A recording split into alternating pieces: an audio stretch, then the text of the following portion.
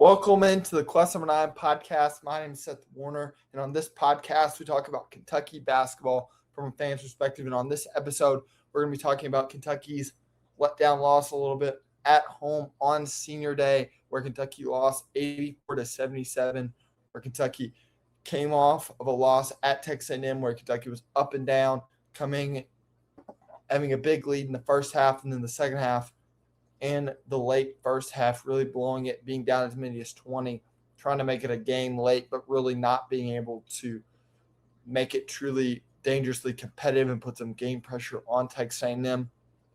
In this game, Florida had two big runs that Kentucky got outscored by 25 points. The game started 11-0 Florida. Then Kentucky got it all the way down to 1. Then Florida went on a 13-0 run, and the run kept on expanding from there, with Florida being up as many as 20, but Kentucky cutting it down to as few as 5. But overall, the Cats just did not come out with a sense of urgency early on in this game, with only Otega-Oweh, Denzel Aberdeen out of the starters making double figures. Malachi Moreno had 6 points, 6 rebounds, and 4 assists. No turnovers. Was overall really solid. But the first 7 minutes were not his best basketball, not even close.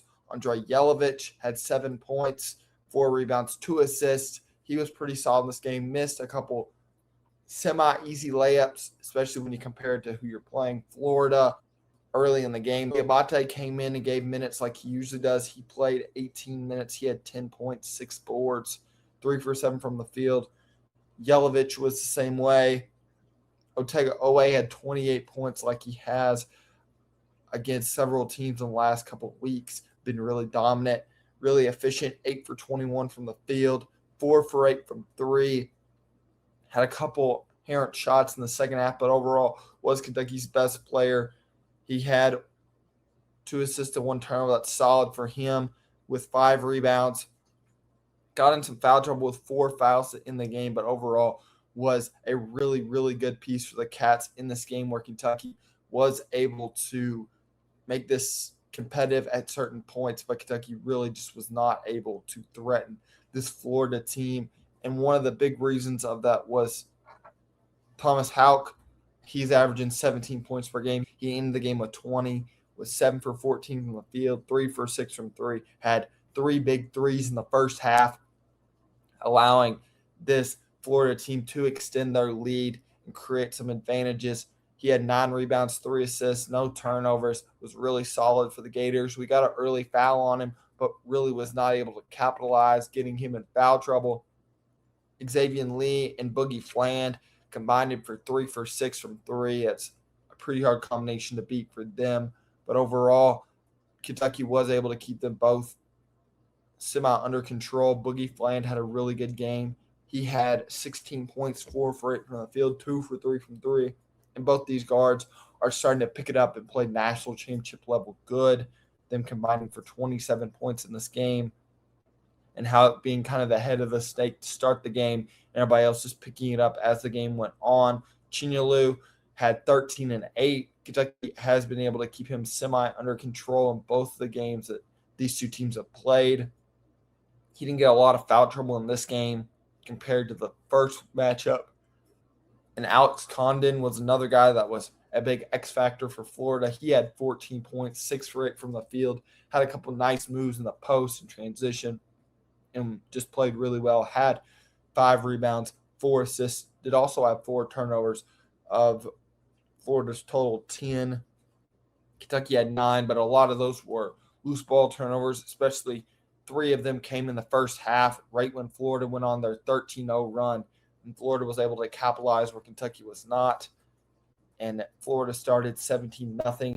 Transition points, that was one reason that Kentucky had some past success against these fast-paced teams like Arkansas.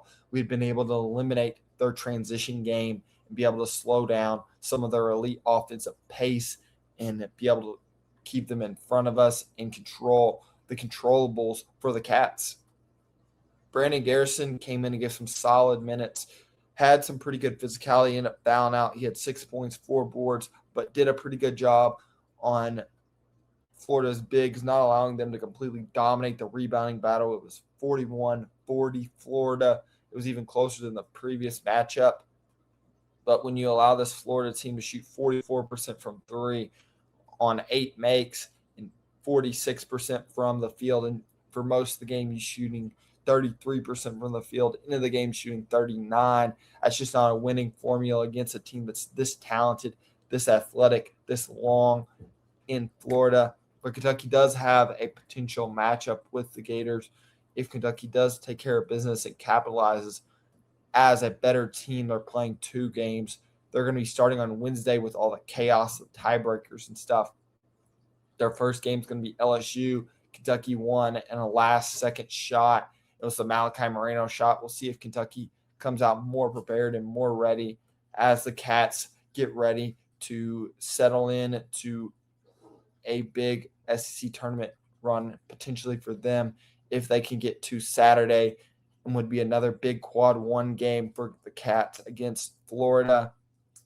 And in that second game, that Thursday game, could potentially be Missouri in a matchup where Kentucky let go of the rope a little bit at home against this Missouri team where Kentucky had a lead, had an 8-point lead with 4 minutes to go. And Kentucky ended up losing that game. But overall, I thought the Cats had some solid performances-ish in this team. It's kind of a bad sign that Kentucky, when they get down and they're kind of in a spot where there's not a lot of time left and they really don't have a chance, they do claw back. It's just kind of, they don't give up, but why are you waiting that long to get in the hole? This game was different than the Texas A&M game. Kentucky really never led, and the fast break points were really the big difference in this game, creating transition, creating high volume opportunities for the Gators, and really were just able to capitalize on their opportunities as soon as they get them, and allowing the Florida Gators to finish their regular season at 25-6 and be one of the best teams in the country, potentially going to secure a 1 seed. I don't know there's really a whole lot they can do, even if they lost their first game of the SEC tournament, to really knock themselves out of that 1 line. For me, at least, that really would change my mind about this really talented Florida Gators team who's playing some of the best basketball in the country. And when they shoot the 3 this well, they're one of the harder teams to beat. And another interesting stat I kind of saw on the broadcast, they were talking about the different percentages per month and just how big of an increase they've made from 3. That was one of the big reasons I felt like this Florida team was really able to come out with a good start and control the pace of this game and play how they want to play, with Thomas Houck leading them in scoring with 20 points and knocking down some big shots in the first half, allowing this Florida team to extend their lead. And they're such a good defensive team and rebounding team, you're not going to get enough possessions to claw yourself completely back in this game. Cam Williams right now, a guy that is mending an injury, potential comeback SEC tournament-ish. Haven't heard any word about if he's going to play or not. We'll see what happens if he ends up playing on Wednesday. We'll probably know late tomorrow night. Injury update. Also, haven't heard anything about JQ. He had a strength test this week. That would be a big marker for him if he could push for an NCAA tournament first round game appearance return for him. It'll be interesting to see how the Cats manage both those guys. And Cam Williams is much more likely of a return earlier. He's more SEC tournament would be the timetable for him. But we'll see how this Kentucky rotation. Kentucky played 8 guys 10 minutes or more. Jasper Johnson played 10 minutes, but Trent Nellick only came in and played 2. So it'll be interesting to see how this Kentucky rotation continues to evolve a little bit if Kentucky decides to bring back those 2 guys and try to make a push at it going into the SEC tournament and the NCAA tournament. And Jasper, like I said, only played 10 minutes. He had 3 points, 1 for 3 from the field, one rebound, 1 assist, 1 turnover, especially if Denzel Aberdeen gets in foul trouble like he did early in the game. We need him to play better than this to give Kentucky a legit shot against some of these good teams. He only had 3 points, had a turnover, only 1 assist, like I said, and is not great defensively. Also, I thought another interesting thing I saw in this game was Brandon Garrison and Malachi Moreno both fouled out. That's the second time this has happened for both those guys against Florida. So that just shows the physicality. At least Kentucky, on the interior at least, isn't backing down or isn't prepared to kind of surrender. But Kentucky's bigs are competing physically and on the glass. Like I said, it was a 41-40 Florida victory, but on the glass. But that just, it's very successful compared to what all these other teams have done against Florida in their last couple matchups. And now moving on, I talked about LSU being Kentucky's matchup on Wednesday. It's going to be a 12:30 game. It's the first day of the SEC tournament.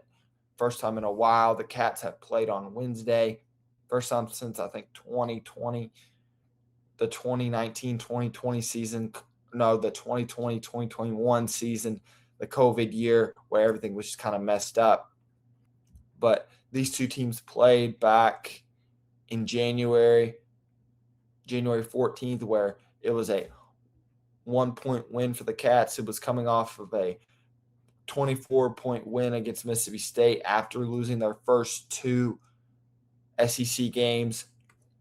One of them being Missouri. I'll be interested to see how this Kentucky team comes out, where Kentucky had a really rough performance in this game, where Kentucky just did not feel like they had a lot of momentum, were engaged, especially early on. It was a lot of Andre Yelovich offensively early, but Kentucky really just was not able to do a whole lot in this game to give themselves a competent chance early, being down as many as 20, with Kentucky allowing 5 different Tigers to score double figures. We'll see how Kentucky can respond to that, and if Kentucky can neutralize or take down some of this Florida offense that Kentucky allowed 74 points. See if Kentucky can take advantage of some of their size on the interior and their ability to just create overall turnovers. Having one more steal a game, if Kentucky can create some transition points for themselves, that was something they were not able to do against a very good Florida team. If Kentucky can maximize some of that against a not very good LSU team, and if Kentucky can play like they had against Mississippi State and some of these other weaker competition games early in the season, let's see if Kentucky can put them away early and be ready to take care of business and really put them away. That was one thing Kentucky has not been able to do this year. Late in SEC play, Oklahoma's the only closest thing to it. They won 94-78. That was the great game from Brandon Garrison, who gave you 20 and 11. But we'll see if the Cats can come out and give you a big performance on Wednesday. Kind of a funky game, midweek game, midday game for the Cats. We'll see how the Wildcats respond after a tough home loss on senior night.